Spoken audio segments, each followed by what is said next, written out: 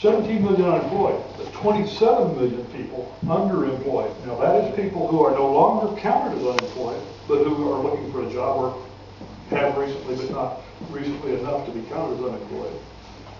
And those are people who take part-time work because they can't find a full-time job, or who had a full-time job and had their hours reduced.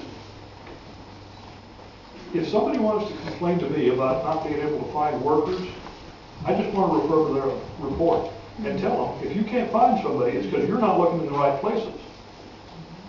And this is a particularly sore point with me too, and I think it may be largely because it's unanalyzed by most people. A country like the United States, well, there is no other country like the United States, but we owe each other a debt to make this country work. And it's not being paid or collected in too many ways. But one of the ways that it should certainly be done now is by whoever it is, I don't want to use any names, but let's say somebody at the head of a growers organization in this area. Could be a union over in Seattle. Don't tell me that you can't get Americans to do this work. They will. What you need to do is set up a recruiting plan. Maybe you can't find enough people here in this immediate area to get your crop in time. But that doesn't mean you can't go to Detroit, where some guy is wondering how he's going to put shoes on his kids' feet for school. So go there and offer that guy the same thing you offer to a foreign worker from Mexico. Transportation to the job, from where he lives, guaranteed return, training, decent wage, a little bit of medical, and a place to live. And if he knows he can come out here and learn a new job, even if it's just picking apples instead of putting hubcaps on, and that will get his family through the winter, he will do it. But it takes somebody with the nerve and the foresight and frankly the patriotism, the sense of responsibility to his fellow Americans to get a program like that going. Frankly, I don't want the government to have any part of it. Amen. What I would prefer to see is that unions and employer groups and anybody that's affected puts a plan together. The government becomes an enabler after that, and that's all. But don't let the government try to plan it, because it just ain't going to work then. Okay, those are the 4 reasons. You got any questions or discussion even at this point? I'm just curious what class you spoke to at Davis and how you were received by the kids. I was extremely well received. I've written a couple of books, and the librarian there is a friend of my wife's, and in fact she asked me to write the 2nd book for the kids, and so I'm in the middle of writing it.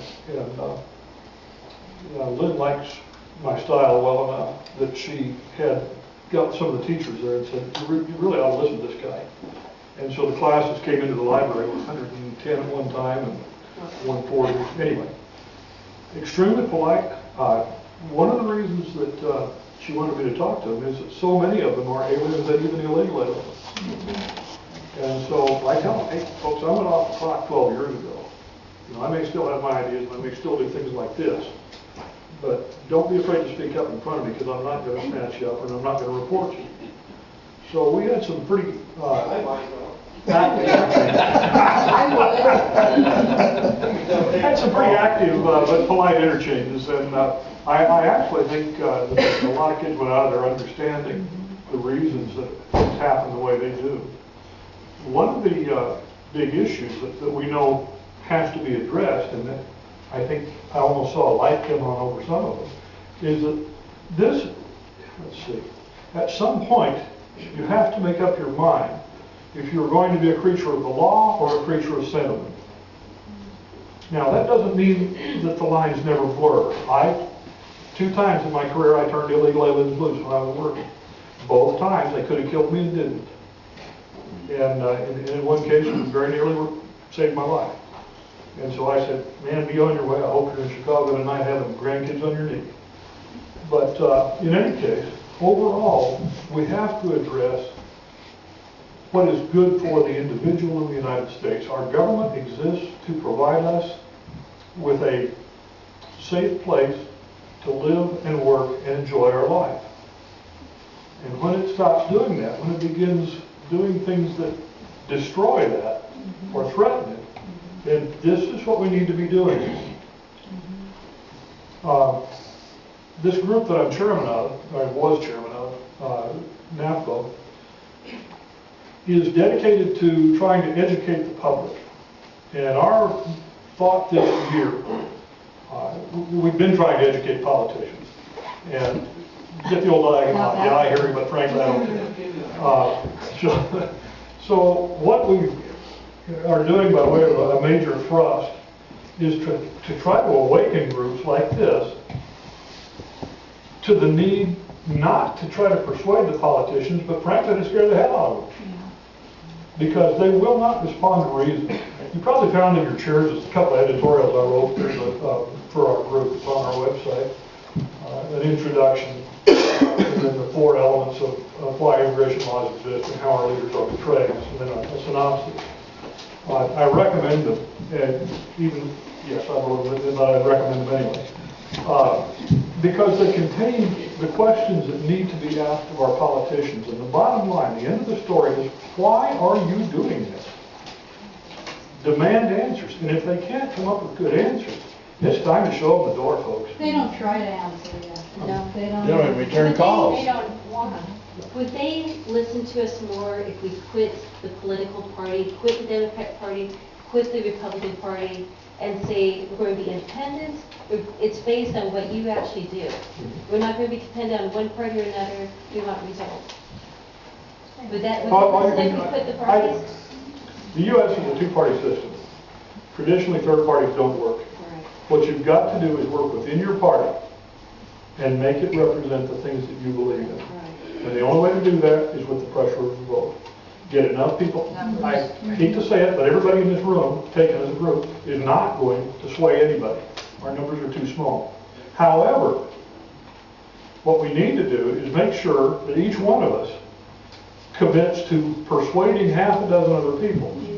Then the numbers start to become significant. And that's why I want you to go to our website. There's a couple of reasons there. You'll find one hot button on the left for opposing amnesty. It's got a lot of arguments in there, as well as the editorials. Use that information first to persuade your friends that this matters. And I'm going to get into a couple of issues here of why it matters more than you might think at first. And second of all, to be able to put your finger in your representative's face and say, that is wrong, and you know it's wrong, and I know it's wrong. Here's what's the real situation is. Because they will sit there and they will feed you BS all day long. Yeah. But if you let them know, I understand what's going on here and I know what the truth is, knock it off or be gone. I don't want any more part of it. Yes? Since boys that moved to South Carolina, which is the right to work state, does that give them more privilege to hire illegals to build these airplanes? I don't know what the connection is there, but I can tell you that South Carolina and North Carolina both have one of the largest populations of illegal aliens in the country. And as is typical anywhere, they started in agriculture and have moved into construction and industry. That is the typical progression. Yes. Do we have, there's all sorts of stories floating around the internet on these standing armies for such. Do we have anybody keeping track of nationalities that come in on a student visa and then do not report at the expiration of the visa? Is anybody keeping track of how many we've lost? Those numbers are available, or at least they used to be, I'll put it that way. I don't know if anybody is now, but in terms of overall impact, it's actually fairly immaterial because it's not going to happen that you target one nationality if there are problems. Yeah, maybe we should, but we never will. Well, no, I wasn't talking about just one nationality, but I mean, the total number of student visas that have expired, but nobody knows where they're. Yeah, that number is known. I don't know what it is right off.